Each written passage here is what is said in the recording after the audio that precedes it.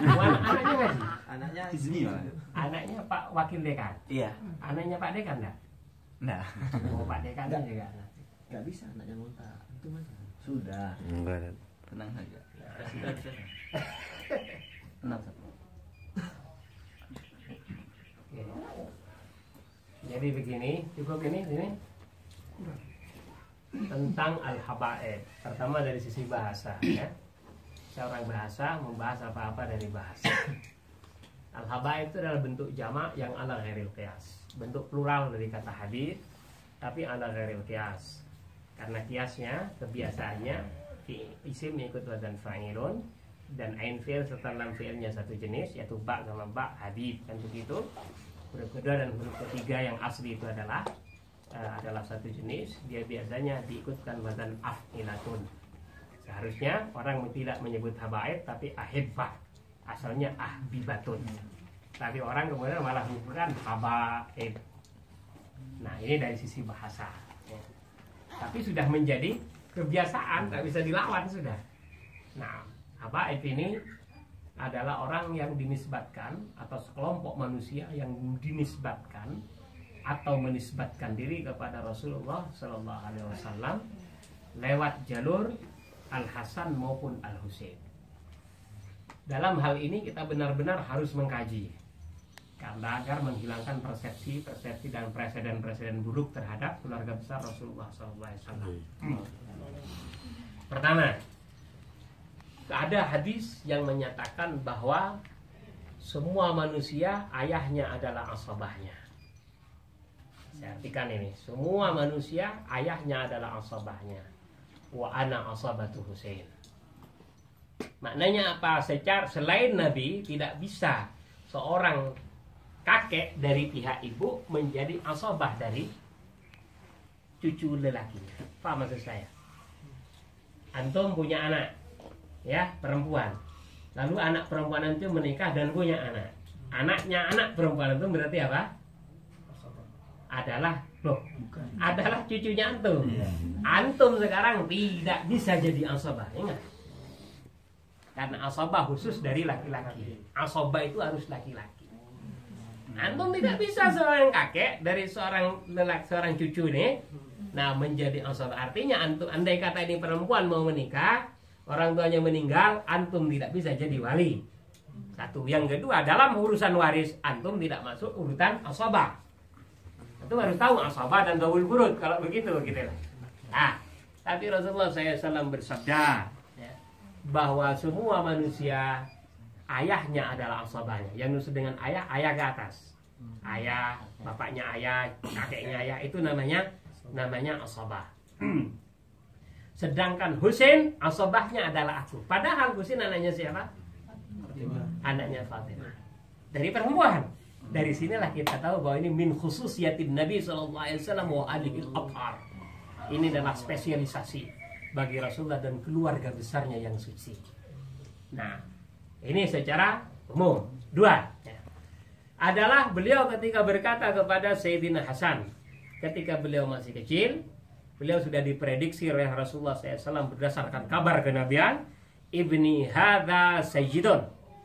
Ibni hadza sayyidun. Anakku ini adalah seorang sayyid, seorang tuan yang akan mendamaikan dua kubu kaum muslimin yang ada dalam malhamah, malam perang besar, yaitu pada zamannya Muawiyah bin Abi Sufyan dengan pengikutnya Ali yang dipimpin pada saat itu oleh Al-Hasan, karena Al-Hasan adalah khalifah kelima. Ingat, khalifah kelima yang sah sebelum diserahkan secara sah kepada Muawiyah.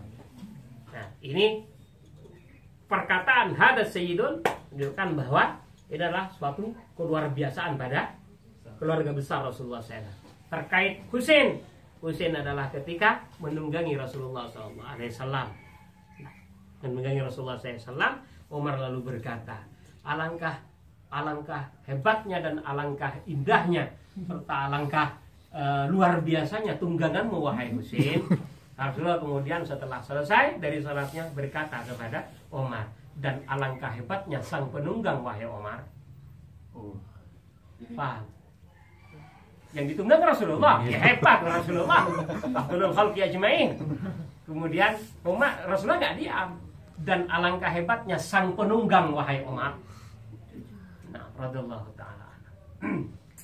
Jadi hebat berarti keluarga besar Rasulullah SAW. Disimpulkan oleh hadis. Ini banyak sekali, saya nggak cukup berbicara, tapi disimpulkan oleh sebuah hadis yang diriwayatkan secara sah, ya, dan diketahui oleh seluruh ahli hadis bahwa ada namanya hadis ahlil kisah. Pernah dengar? Bukan hadis ahlil bait, tapi ahlil kisah. Ya, ini saya bukan karena Syi'i dan semacamnya, bukan, harus disampaikan ini. Kita umatnya Rasulullah harus mencintai beliau dan seluruh keluarganya. Nah, termasuk istri-istrinya, betul tidak? Nah, beliau kemudian ngambil sebuah kisah. Kisah itu semacam selendang besar, kelambu kayak begini. Kemudian beliau masuk. Beliau kemudian mengajak Al Hasan, masuk sini Hasan. Husain ini, Fatimah masuk sini, Ali sini. Lalu beliau berkata, Allahumma haula ahlu baiti. Ya Allah, mereka adalah keluarga besarku. Ya, barang siapa yang mencintainya, cintai ya Allah. Dan barang siapa yang membencinya, bencilah ya Allah. Faham maksudnya? Maimunah id atat. Kemudian tiba-tiba Maimunah kata, wa ana ya Rasulullah. La. Apakah Maimunah tidak masuk? Tidak masuk keluarga, tapi ini lebih khusus lagi. Makanya di istilah leveling apa-apa itu. Apa-apa itu leveling. Katakanlah ini level B, ini level A, ini kelas A ini semuanya. VVIP, double VIP. Jelas itu ya. Nah, ini dari sisi kehebatan. Pertanyaannya sekarang. Ya Rasul, ya Ustaz, apakah masih ada keturunan Husain? Lalu kemudian ada kelompok manusia menamakan habaib dan kita hormati mereka itu sebagai habaib. Termasuk yang hadir ke UB kemarin. Ya, Al-Habib Abdurrahman bin Ali Al-Masyhur bin Hafid. Nah, tapi ke UB kemarin. Ya. Nah, yang terjemah Ali Idris Al-Atas. Oke. Beliau ini, ya, para habaib ini adalah keturunan dua orang. Al-Hasan yang punya keutamaan tadi dan Al-Husain yang punya keutamaan tadi. Apakah ada Ustaz? Nah, Al-Hasan itu meninggal itu umur 40-an lebih. Nah, meninggal itu lebih, katanya 50-an bahkan. Al-Hasan itu dia sudah punya keturunan banyak. Di antaranya ada Abdullah bin Al-Hasan. Yang kedua ada Al-Hasan bin Al-Hasan. Al-Hasan dikenal dengan nama Al-Hasan Al-Musanna. Lalu Al-Jun bin Al-Hasan. Ada Al-Husain bin Al-Hasan. Ada Abdurrahman bin Al-Hasan. Anaknya banyak karena istrinya sekitar 100. Nah, di ini enggak semuanya kawin. Orang hanya minta barokah, minta tanda tangan. Minta tanda tangan ke Hasan bahwa dia telah menjadi istrinya. Nah, orang tuanya yang datang bawa anaknya dan yang ditawarkan pasti orang cantik. Wahai Sayyidina Hasan, tolong nikahin anak saya masih cerai kau. Begitu Hasan. Nah, luar biasa. Gus ya. Tapi ingat, bukan kemana-mana, dia meriwayatkan hadis dari Rasulullah dan semacamnya yang tidak diriwayatkan oleh orang lain karena dia mendengar dari Rasulullah secara langsung di rumah dan dia digendong-gendong oleh Rasulullah. Nah, dan sempat besar bertemu dengan Rasulullah. Jelas itu ya. Nah, Al-Hasan punya keturunan. Dan pada kejadian Karbala, itu adalah sebagian keturunan Al-Hasan. Semua ahli surah menyebutkan ini. Di antaranya Imam Al-Allamah Ahmad Al-Badawi Asy-Syinkiti dalam Ayyamul Arab menyebutkan hal ini. Nah, dengan rujukan kitab besar seperti syarahnya Al-Bukhari punya Al-Qustulani dan yang lain-lain. Nah, termasuk Al-Hullat Was-Sarah. Al-Hullat Was-Sarah. Nah, punyanya Imam Asy-Syinkiti juga. Anda silakan rujuk, saya punya semua kitabnya itu. Nah, ya. Oke. Ini yang pertama. Yang kedua adalah Al-Husain. Al-Husain lebih banyak malah.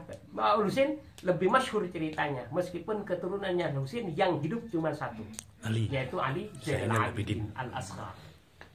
Ali Zainal, karena beliau punya nama Ali. Nah, anak Ali itu 2 atau 3. Ali Al-Akbar meninggal dunia. Ali Al-Akbar maknanya Ali yang besar. Al-Akbar itu maknanya yang besar. Ada Umar Asghar juga. Iya, ada kemudian yang Al-Ausat. Nah, yang Al-Ausat ini dikhilafkan apa ada. Tetapi yang Al-Asghar ada, dan itu hampir dibunuh tapi karena dalam keadaan sakit pada saat itu.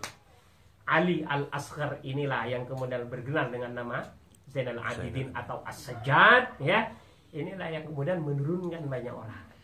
Keturunan-keturunannya diantaranya lah Ali Al-Uraidi. Ali yang dikuburkan di Wadi Urid, jadi sebuah lembah Urid di Al-Madinatul Munawwarah, dekatnya ke Abwa justru. Ada kuburannya sampai sekarang. Nah, dia adalah ahli hadis di zamannya, dan semua ulama mengakui kepakaran hadisnya, serta dia adalah darahnya Rasulullah SAW. Ali Al-Uraidi inilah yang menurunkan imam-imam besar sekelas Ahmad bin Isa, atau yang terkenal dengan nama Al-Muhajir ilallah. Beliau adalah orang Irak, orang Basrah, yang kemudian berpindah ke Hadramaut. Bersama anak-anaknya dan cucu-cucunya. Karena fitnah sangat besar di Basrah pada saat itu. Beliau pindah kemudian ke Hadramaut dan menetap di sebuah desa namanya Al-Husaisah. Nah, kemudian berpindah lagi kepada desa namanya Al-Hijrain. Kemudian beliau meninggal di Hijrain. Keturunannya menyebar kemudian. Di antaranya adalah Muhammad bin Ali Ba'nawi. Muhammad bin Ali Ba'nawi yang meninggal di Tarim. Dan macam-macamnya kemudian sampailah ke Indonesia. Selesai. Yang ke Indonesia itu campuran apa asli? Maksudnya tuh yang nikah campur gitu. Apa masih disebut? Ini perlu dipahamkan ya. Pandalungan. Bahwa al-ibratu bin nasabi minal abi. Rata-rata habaib saat datang ke Indonesia ini datang sendiri tanpa istri. Kemudian menikah dengan orang pribumi, maka mereka menamakan kami orang-orang pribumi, saya, Ustaz Salman, Ustaz Yudi, Ustaz Doriman, semua mereka dihormati oleh mereka dengan dipanggil akhwal. Jadi di kalangan para habaib sendiri, kalau ada orang siapa jamaah tah, bukan akhwal. Jamaah itu maknanya habaib tah, bukan, tapi akhwal. Akhwal itu paman. Jamak dari kata khol. Khol itu adalah paman tapi dari ibu. Karena apa? Nenek moyang mereka, pihak perempuan itu adalah nenek moyang kita juga. Mereka menganggap kita itu sebagai paman mereka. Menyebutnya dengan kata akhwal sampai sekarang. Anda harus tahu itu. Kita dihormati oleh mereka dengan menyebut akhwal.